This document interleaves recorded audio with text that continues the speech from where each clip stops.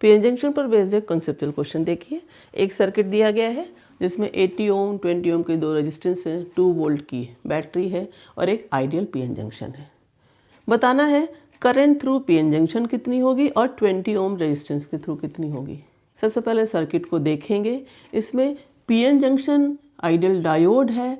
Ideal diode का मतलब क्या होता है? जब ये फॉरवर्ड बायस होता है तो ज़ीरो रेजिस्टेंस होता है, तभी ये कंडक्ट करता है, और जब ये रिवर्स बायस होता है तो इनफाइनाइट रेजिस्टेंस, मतलब कंडक्ट नहीं करता।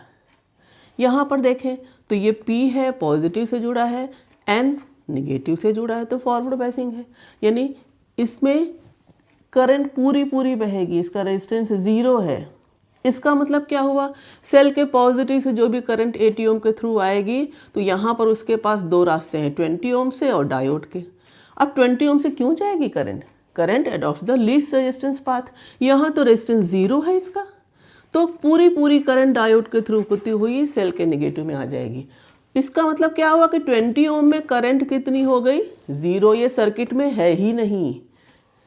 इसी बात को सबसे पहले देखते हुए सेकंड पार्ट का जवाब क्या निकला कि 20 ओम इसमें करंट नहीं है।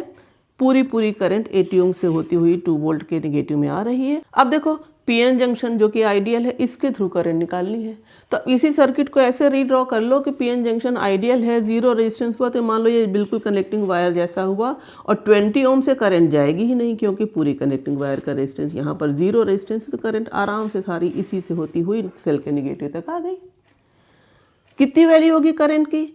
I = V/R। V कितना है? 2 वोल्ट। R कितना है? 80 ओम। तो 2/80 का मतलब कितना हो गया? 0.025 एम्पियर या 25 मिली एम्पियर। ये करंट होगी पीएन जंक्शन के थ्रू।